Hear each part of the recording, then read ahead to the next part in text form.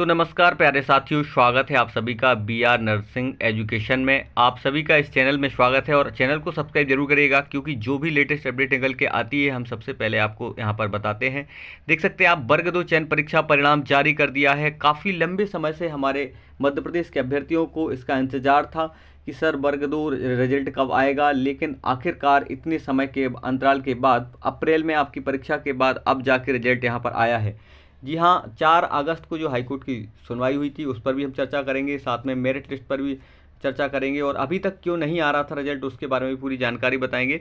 खुशखबरी है, इंतजार हुआ खत्म। न्यू अपडेट डॉक्यूमेंट प्रक्रिया आप जो है तैयार कर लें, क्योंकि डॉक्यूमेंट अब आपको यहाँ पर जो है जमा करना पड़ेगा और मेरिट लिस्ट में जो जिनका नाम आया है उनके बारे में भी हम आपको यहाँ पर बताएंगे। चलेगा, देखिएगा, सबसे पहले मैं आपको वो रीजन बता दूं जिसकी कारणों से आपके इस मामले को लेकर हाई कोर्ट में याचिका लगाई गई है। याचिकाकर्ताओं के द्वारा रिजल्ट डिले होने का कारण, सबसे कारण ये दिखाई दे रहा है, जो क्लॉज नंबर 12.4 है, 12.4 है। इसी कारणों से बहुत सारे अतिथि शिक्षक हैं और ऐसे कैंडिडेट्स जिनको इस परीक्षा में शामिल नहीं होने दिया जा रहा था इस नियम के आधार पर, इसलिए लोगों को यहाँ पर हाई कोर्ट में शरण लेनी पड़ी। अब वो क्लोज नंबर 12.4 क्या है वो देखिएगा, ये दिया हुआ है आपका यहाँ पर क्लोज नंबर 12.4।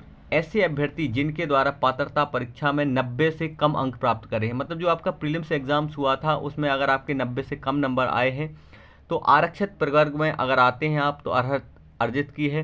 तो इन्हीं अभ्यर्थियों की बात करें कि चयन परीक्षा के लिए आरक्षित प्रवर्ग ही में ही मान्यता होगी। ऐसे अभ्यर्थी अनारक्षित प्रवर्ग में चयन हेतु पात्र नहीं होंगे। यही पेज पूरा फंसा हुआ है यहाँ पर आरक्षित और अनारक्षित का। और यहाँ पर जो इन्होंने कहा है पात्रता परीक्षा में 90 अंक से कम लाने की वजह से, तो बहुत सारे कैंडिडेट्स, लगभग 15 से 20 याचिका लगाई गई है जिसकी सुनवाई 4 अगस्त को हो गई है। अब क्या निर्णय आया है वो भी बताएंगे।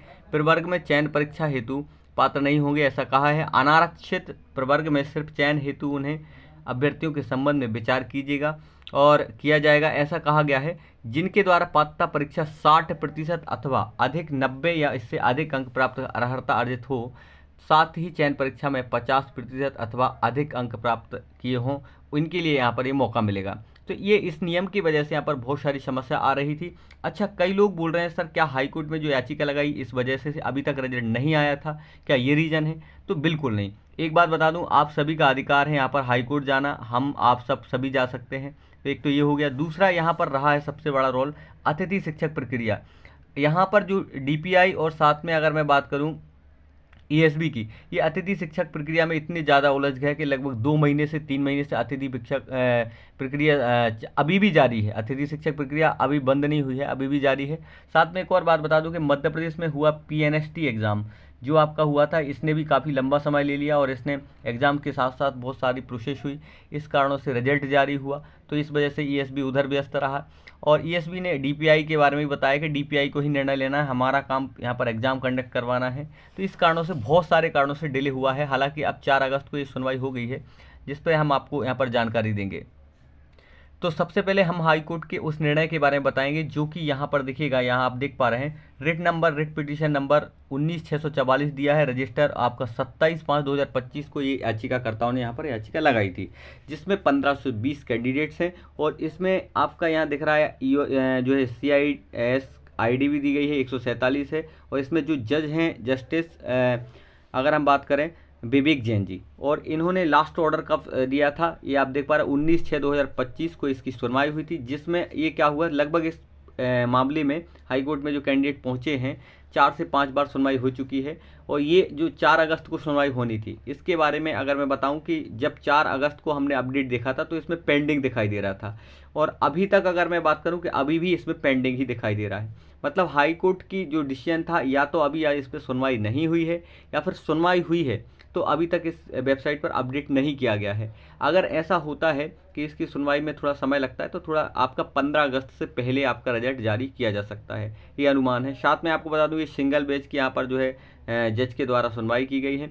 अब मैं आपको यहाँ पर ईएसबी की ऑफिशियल वेबसाइट पर जाकर आपको सारी अपडेट बताने वाला हूँ और ये अपना ही चैनल है, आपको इसको सब्सक्राइब कर लेना है क्योंकि जैसे ही सारी अपडेट आएगी सबसे पहले हम आपको इसी चैनल के माध्यम से बताएंगे। अब देखें प्यारे बच्चों, यहाँ पर क्या ईएसबी ने ऑफिशियल वेबसाइट पर कहा है, हम उस पर जाकर चेक करेंगे और कमेंट ज़रूर करना कि आप कहाँ से देख रहे हैं, साथ में आपका क्या स्कोर हो सकता है अनुमानित, और आपके क्या विचार हैं इस पर, क्यों नहीं अभी तक आ रहा था रिजल्ट, उसके बारे में भी बताइएगा। चलेगा, दिखाते हैं ईएसबी की ऑफिशियल वेबसाइट पर। तो ये देखिएगा गूगल पे, अगर आपको इसके बारे में अपडेट देखना है कि रिजल्ट आया है, अपडेट क्या आया है सर, तो आप ईएसपी की ऑफिशियल वेबसाइट पर जा सकते हैं। गूगल पे सर्च करना एमपी ईएसबी भोपाल। यहाँ पर जब पहला पेज खुलेगा तो यहाँ पर हिंदी या इंग्लिश जो भी लैंग्वेज आपको सिलेक्ट करनी है, दोनों में से आप सिलेक्ट कर सकते हैं। फिर जैसे अगले पेज पर जाएंगे कुछ इस तरह से आपको सामने दिखाई देगा। और यहाँ देखें ऑफिशियल रूप से सबसे ऊपर वाले पेज में कोई अपडेट नहीं किया गया है, लेकिन हमें अपना जानना है रिजल्ट कि क्या अपडेट आया है। तो हम जाएंगे परीक्षा कार्यक्रम पर। जैसे ही परीक्षा कार्यक्रम पर हम क्लिक करेंगे और हमारा यहाँ पर कैलेंडर अपडेट होगा। कुछ इस तरह से आपका कैलेंडर धीरे धीरे यहाँ पर ओपन होगा। आप स्क्रॉल करते जाएंगे, यहाँ पर ये अलग अलग फोटो आपको दिखाई दे रहे हैं। तो ये रहा आपका यहाँ पर रिजल्ट। अभी इसमें कोई अपडेट आया नहीं है एक्चुअली। जैसे ही आएगा 20 अप्रैल, यहाँ पर अभी भी डेट दिखाई दे रही है, टू 29 अप्रैल 25। तो यहाँ ये सारी चीज़ें दिख रही हैं, यहीं पर अपडेट होगा जैसे रिजल्ट आता है। लेकिन ये बात क्लियर है कि 15 अगस्त से पहले आपका रिजल्ट आ जाएगा। आप कमेंट करके ज़रूर बताना कि रिजल्ट के बारे में आपके क्या विचार हैं, साथ में आप क्या सोचते हैं। और चैनल को सब्सक्राइब जरूर करना है, क्योंकि सारी अपडेट हम आपको इसी चैनल के माध्यम से देंगे। Thank you so much. जय हिंद, जय भारत, जय श्री महाकाल।